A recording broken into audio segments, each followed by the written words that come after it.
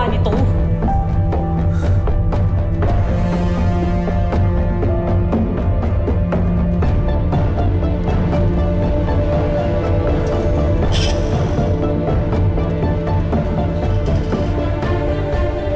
Matmat?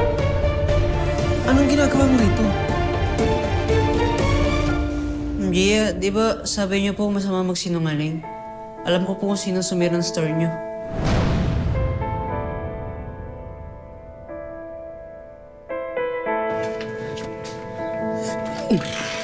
Matmat! Ginagawa mo dito? Uwi na tayo. Matmat? Di ba sabi mo, alam mo kung sinong nanira dito sa store ko? Ang mami ko po, tampre niyo sumira sa store niyo. Totoo ba yung sinasabi mo? Opo.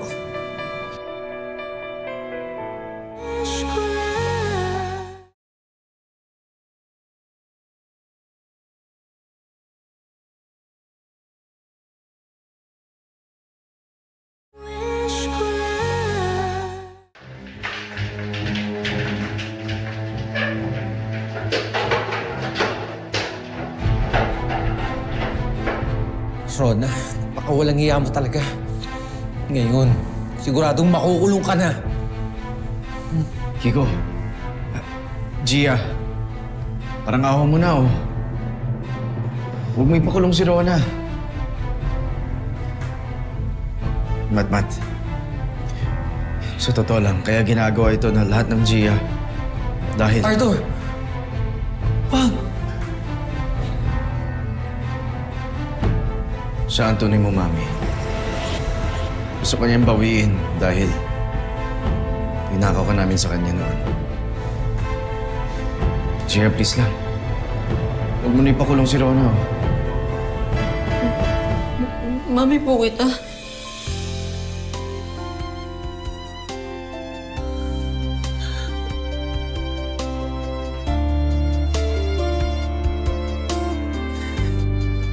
Oo, anak. At ngayon, wala nang makakapaglayo sa atin.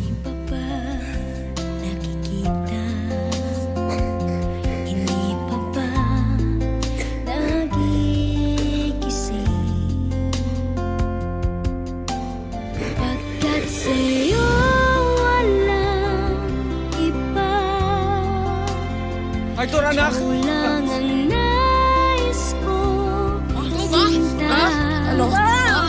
Hoy! Asan ang mga magulang nyo? Thank you po, ah. Ang ganda niyo po. Mukha kayong angel.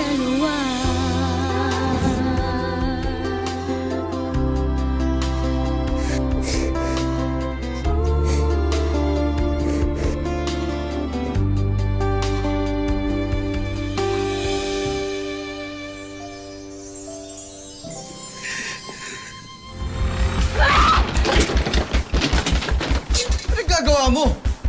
Nasira mo na nga ang negosyo ni Gia, di ba? Ano ba pinuputok ng butsi mo, ha? Wala pa rin tayong pera, Gunggong! Dahil dyan sa pagka-addict mo sa online sugal mo! Ano gusto mo gawin ko?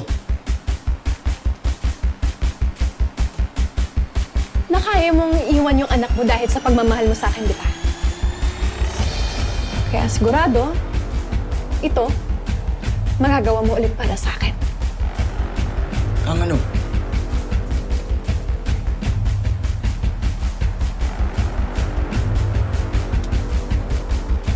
Ang nakawan yung Gia na yan.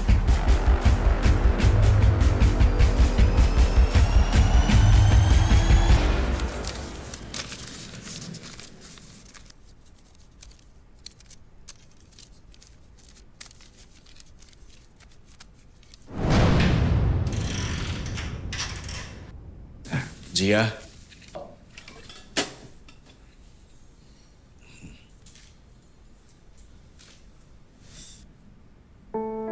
Arthur, anong ginagawa mo dito?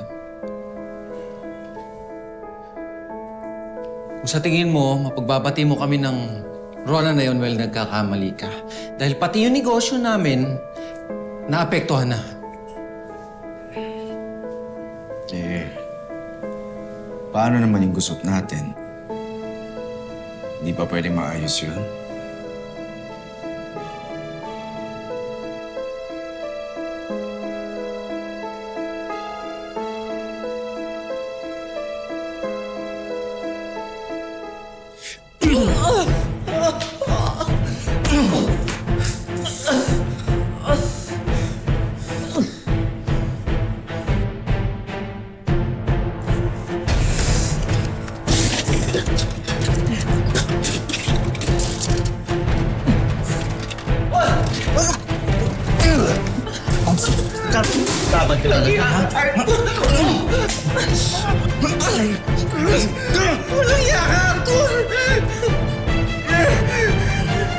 Hindi mo ko napansin. Kaya hinayaan kong gawin ang gusto mo. Para matindihan ko si Mama. Sir, si Angela, alam nilang gagawin mo. Papunta na sila rito. Ayun ka. Alam mo, mas matalino ka kasi sa akin! Nagya ka. Nagya ka! Hoy! Tigil mo yan! Sir, teka lang! Sir, nagkakamali ka. Sinayang mo.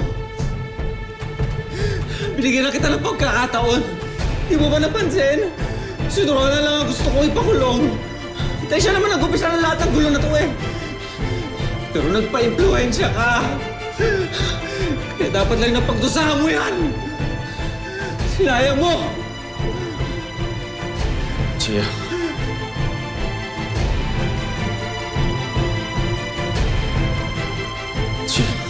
Pagdusa ka!